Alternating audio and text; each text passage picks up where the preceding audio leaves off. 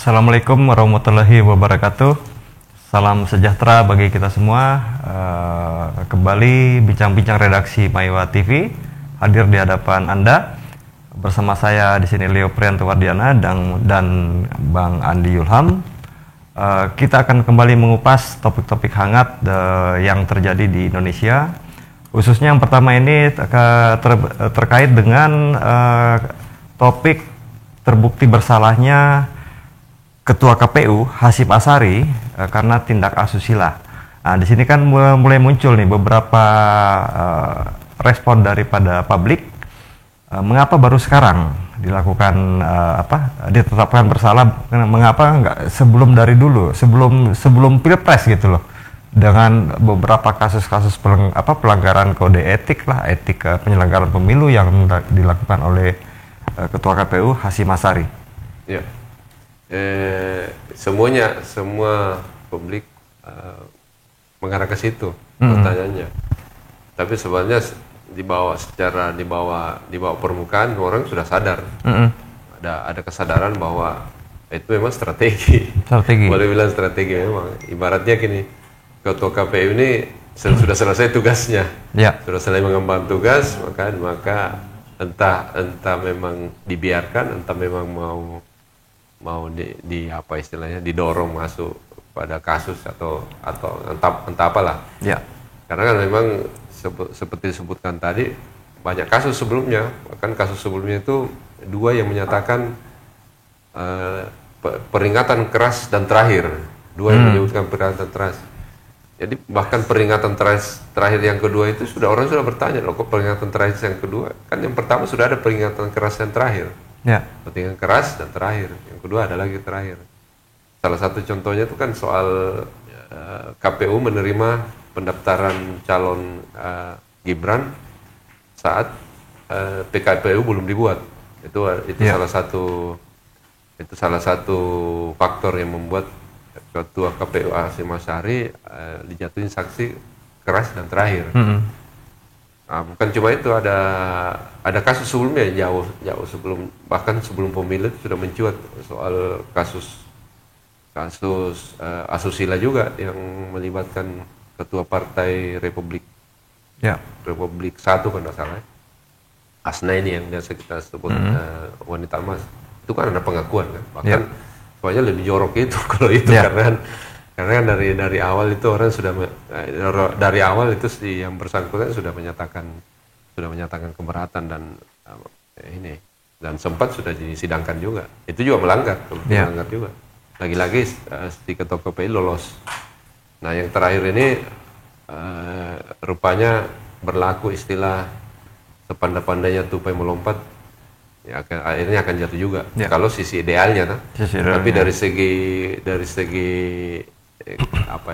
konspiratif ya orang berpikir ya memang dibiarkan dulu selesai tugasnya. Ada yang berpendapat begitu kira-kira. Namun ini kan di salah satu pernyataan Hasyim Asyari kepada awak media itu menyatakan berterima kasih kepada KPU telah menyelamatkan ya kalau tidak salah dari tugas-tugas berat yang diemban selama ini. Jadi memang kalau kita analisa ya secara pernyataannya beliau ini bahwa tugas-tugas berat itu sebenarnya itu tidak mampu dilaksanakan atau bagaimana sampai dia mengatakan seperti itu. Ya mungkin bisa saja satu hal. Tapi kalau hal lain kan bisa kita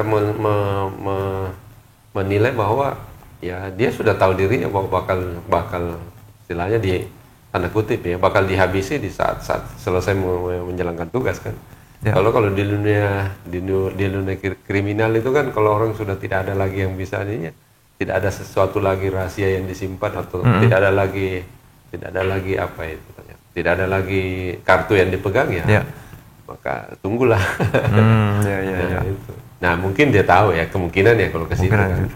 Karena kan logika kita bahwa banyak sekali kebijakan-kebijakan posisi-posisi yang diemban oleh Ketua KPU itu yang menguntungkan rezim. Salah satu yang paling kentara adalah meloloskan Gibran dalam saat pendaftaran calon Calon presiden wakil presiden ya. Wakil presiden di saat belum PKPU-nya belum dibuat, peraturan KPU-nya belum dibuat. Ya. Ya, itu yang saya kira adalah salah satu ya tanda kutip prestasi terbesarnya Hasyim Asy'ari terhadap kepentingan istana lama ya. Terus yang kedua yang soal PKPU terkait syarat calon gubernur dan wakil gubernur yang juga menguntungkan istana tanda kutip, karena dia jual satu atau dua hari setelah mengesahkan PKPU yang baru mengatakan bahwa calon wakil gubernur dan wakil gubernur itu minimal 30 tahun saat April atau bulan berapa itu. Itu kan diartikan sebagai keputusan yang sangat menguntungkan Kaisang. Karena hasil berdasarkan hasil keputusan Mahkamah Agung, meskipun keputusan Mahkamah Agung itu masih dalam proses digugat juga di MK. Karena sebagian menganggap bahwa keputusan Mahkamah Agung itu dianggap tidak sesuai karena kan wewenang merubah undang-undang itu atau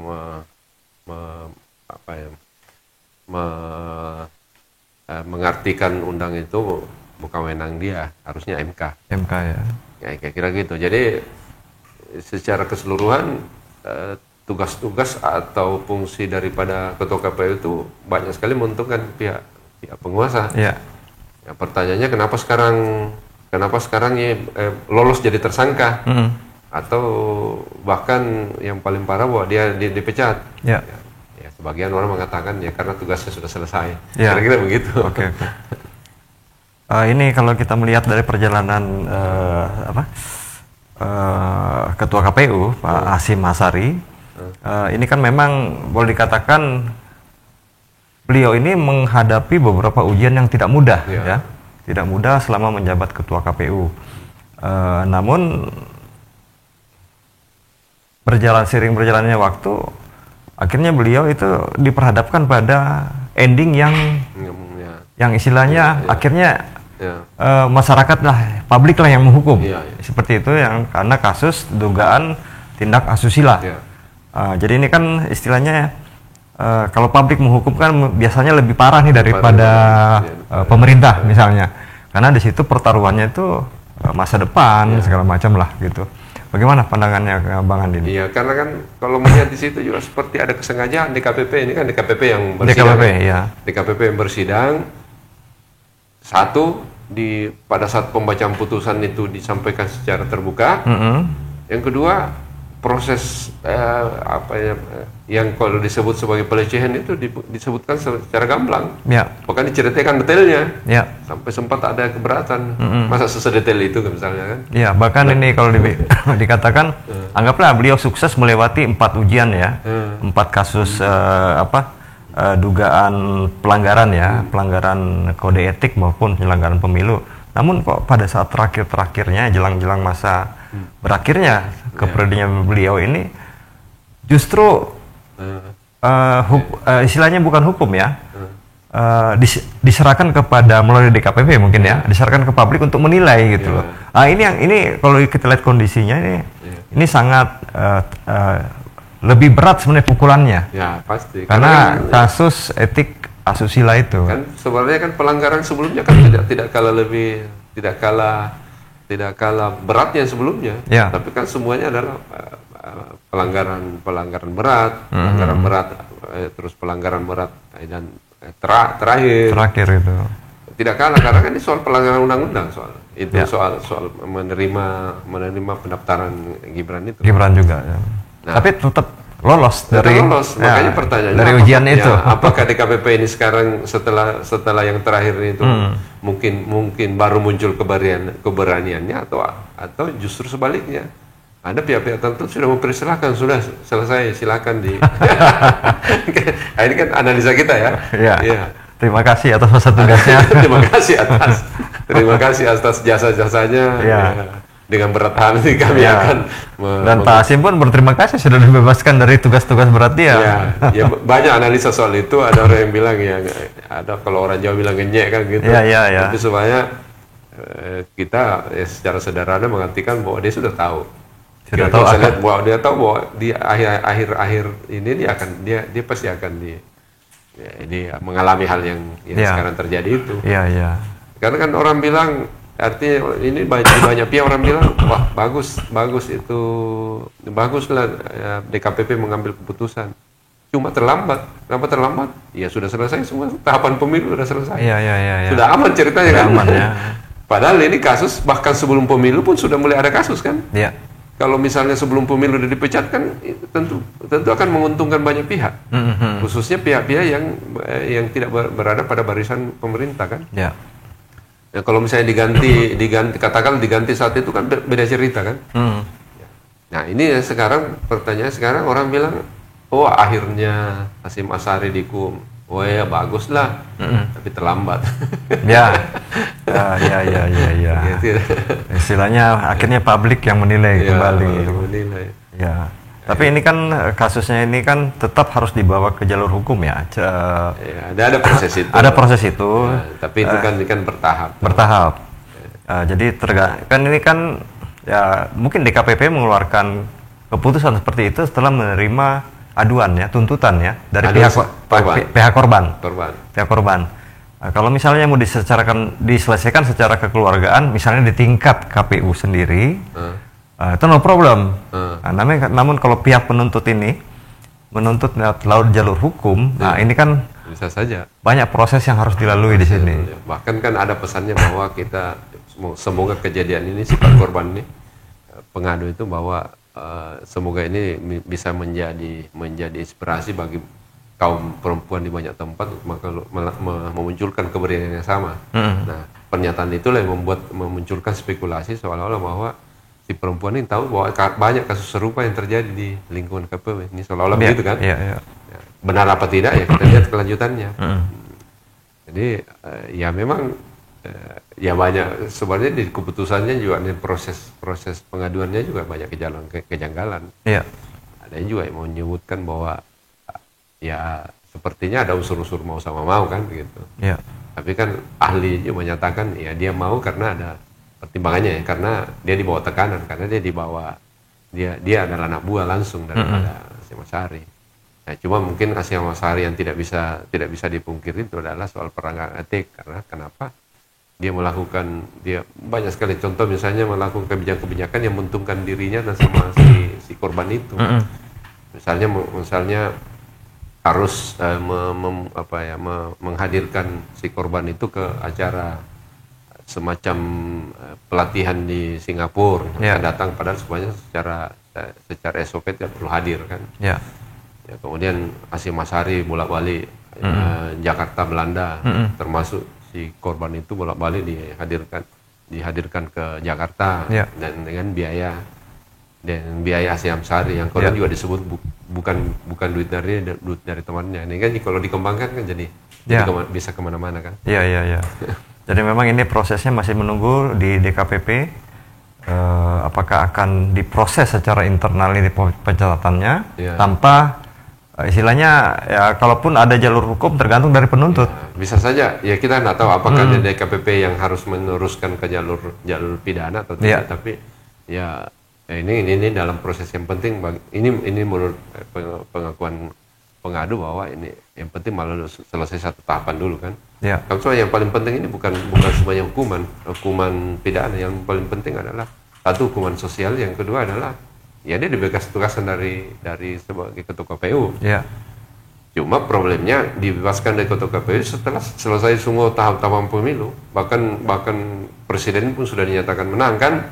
Ya kalau misalnya ini diputuskan sebelum pemilu, mungkin hasil pemilu beda cerita, mungkin ya, mungkin beda cerita. Nah itu yang orang sayangkan. Jadi ya seolah-olah kayak hadiah hiburan aja ini. Hadiah hiburan aja ini, dia dipecat ya jadi hadiah hiburan. Oke. Jadi memang ini kasus daripada Ketua KPU Hasyim Asyari ini mencuat. Kalau kita bicara kronologis, setelah ada laporan atau tuntutan dari si korban ya. Intinya seperti itu. Dan ini terjadi setelah hasil Pilpres itu selesai dipublish. Bahkan yang terakhir, ya. Bahkan setelah selesai dia apa istilahnya mengesahkan atau membuat PKPU khusus untuk pilkada yang notabene lagi juga dibicarakan di masyarakat. Pilkada ini hasil menindaklanjut hasil keputusan Mahkamah Agung yang menyatakan bahwa 30 tahun minimal itu bukan saat pendaftar, tapi saat ditetapkan sebagai calon. Ini kan tahun depan. Kebetulan yang pada tahun depan itu si Kaisang ini yang disebut-sebut sebagai bagian dari terkait dengan undang-undang itu, dia diuntungkan. Ini kan PKP berarti Kaisang sudah boleh maju. Nah, setelah disahkan 1-2 hari kan keluar keputusan DKPP. Padahal kan pengajuan keberatan dari pelapor itu kan jauh sebelum ini kan, jauh sebelum ini. Bahkan kalau tidak salah masih ada proses tahapan pemilu yang berlangsung. Ini sudah sudah bergulir di DKPP ini. Nah ini kan cara kita membaca di atas permukaan dengan di bawah permukaan kan gini. Oke Bang. Ini terkait lagi satu. Ini kan beliau ini diberhentikan secara tetap. Selaku ketua KPU periode 2022-2027. Nah sekarang 2024 sebenarnya masih ada 3 tahun ya, kurang lebih masa jabatan beliau ya, 3 tahun. Nah ini kan kalau kita berspekulasi, apakah dengan ditetapkannya beliau karena melanggar tindak asusila di KPU, apakah ada ini masalah peluang dalam arti apakah ada kesempatan lagi untuk beliau untuk menduduki posisi strategis tertentu? Nah, ini kalau kita melihat ya dari kasusnya ini, karena memang ditutup endingnya dengan tindak asusila. Tapi kalau pemerintahan yang sebelumnya menganggap ini mereka punya, bukan pemerintah ya, bukan maksudnya pemerintah, tapi calon yang dimajukan itu merasa dia punya jasa terhadap jasa-jasanya menaikkan salah satu calon jadi presiden. Apakah nanti ini setelah ini ada harapan baru untuk beliau menempati posisi penting? Kalau posisi penting kan banyak kasus sebenarnya. Orang sudah dapat sanksi kan masih dapat jabatan kan. Bahkan KPU sebelumnya ya sudah terjadi. Katakanlah siapa namanya tuh, Ari Budiman kan juga dipecat sebagai ketua KPU, tapi tidak dipecat sebagai anggota KPU. Sekarang kan diberhentikan tetap. Tidak, beda dengan ini. Kalau ini kan berhenti semua. Sebagai ketua KPU berhenti, sebagai anggota KPU juga berhenti. Kalau itu soal itu saja bisa saja terjadi. Bisa saja terjadi, tapi meskipun secara etika kan melanggar kan. Karena udah punya ini. Sudah track record. Tapi kan kalau Indonesia apa sih yang tidak bisa terjadi kan? Rekam jejaknya sudah kadang-kadang orang sudah terhukum masih bisa dapat jabatan. Ini kemungkinan. Ya bisa saja kalau dianggap berjasa terhadap pemerintah yang sekarang atau yang akan datang kan bisa saja kan. Tapi tentu secara etik melanggar. Orang bilang ya sudah melanggar etik. Tapi bagi Asia Masari menurut analisis kita sih agak berat, karena melihat caranya DKPP mengkomunikasikan sidangnya, dia buka terbuka dan menyampaikan hal yang terlalu bahkan sangat detail. Saya kira sepertinya memang ini orang mau dikotakan. Berarti memang akhirnya publik yang menghukum. Memang hukuman publik itu lebih kejam memang ya. Atau jangan-jangan itu tadi kan saya ulangi lagi, bukan sekedar publik yang hukum, memang ya mau dipiniskan istilahnya, memang mau dikandangin. Ini mau dikandangin. Tahu. Berarti sudah selesai. Atau jangan-jangan bisa juga begini. Sebelumnya sudah mau dikandangin, tapi dibilang jangan dulu, selesaikan dulu tugasnya. Kan bisa begitu juga. Kan kita tidak tahu pembicaraan di belakang meja, di bawah meja, bahkan di dalam laci kan kita tidak tahu yang terjadi. Cuma kita membahas ini kan banyak sekali keanehannya. Orang sudah berkali-kali melanggar. Karena begini, kalau ini Elisa ini kasus beliau ini sebelum ini kayak tindak asusila ini, boleh dikatakan dugaan pelanggaran yang dia lakukan itu cukup berat. Bukan berat, maksudnya porsinya itu sangat apa ya, sangat susah untuk dihindari ya. Jadi kan soal kualitas kejahatan kan orang semua tahu bahwa ya, bukan ini yang terberat, sebelumnya justru sudah berat. Ya. Kualitasnya kan, ya. Bahkan yang soal penerimaan pendaftaran Gibran kan itu soal pelanggaran undang-undang. Ya, pelanggaran sangat kan? berat memang. Kalau ini kan pelanggaran paling misalnya etika dan lain-lain kan. Iya. Ya, tapi ini yang menghukum publik. Nah, itu publik. Ya, istilahnya. Ya paling kalau orang bisa bilang-bilang jadi korban lah dia kan. Ya, Meskipun ya memang dia bersalah. Ya. Memang dia bersalah, tapi ya mungkin dikorbankan, jadi korban atau dikorbankan. Ya, kita memang tahu kan. Dalam dunia akademik itu kan ada istilah biasa begini. Kalau kita dapat nilai misalnya nilai D, nilai C itu masih bisa diulang untuk dapat nilai A di tahun berikutnya. Kayak kita misalnya analogi misalnya ayam petarung lah. Iya. Kalau ayam petarung sudah tidak bisa bertarung kan dipotong, dimakan. Iya. Betul. Nah ini analogi, entah ada hubungannya tidak, kita tidak tahu ya. Ya kalau sudah tidak berguna ya selesaikan udah. Atau pada saat kita sudah mau hukum, jangan dulu dihukum, jangan dulu diselesaikan, tunggu dulu karena masih ada tugas-tugas, kan bisa begitu. Akhirnya ini situasi membuat kita mau nggak mau mesti berpikir ke situ. Bahwa itu benar atau tidak kita tidak tahu kan. Tapi ya jangan salahkan orang berpikir hal-hal yang seperti itu. Saya kira begitu. Seperti itu Bang. Ya. Baik. Pemirsa, mengenai perkembangan dari kasus Ketua KPU yang diberhentikan sementara, diberhentikan tetap ya, maksudnya dari DKPP, ini merupakan keputusan final yang buat sebagian daripada pelaku pemilu itu menjadi evaluasi sini ya, waspada bahwa godaan itu tidak hanya pada tingkatan godaan pekerjaan aja. Di luar pekerjaan banyak juga Bang. Ya. Jadi ini kembali ke diri kita masing-masing saja. Mudah-mudahan ini jadi pelajaran buat masyarakat dan penyelenggara pemerintahan dan khususnya KPU, bahwa KPU itu menjadi sentral sorotan daripada masyarakat dalam hal penegakan demokrasi di Indonesia, seperti itu. Ya, demikian bincang-bincang singkat kami. Saya Ade Prantawardiana dan Bang Andi Ilham pamit undur diri dari hadapan pemirsa. Wassalamualaikum warahmatullahi wabarakatuh.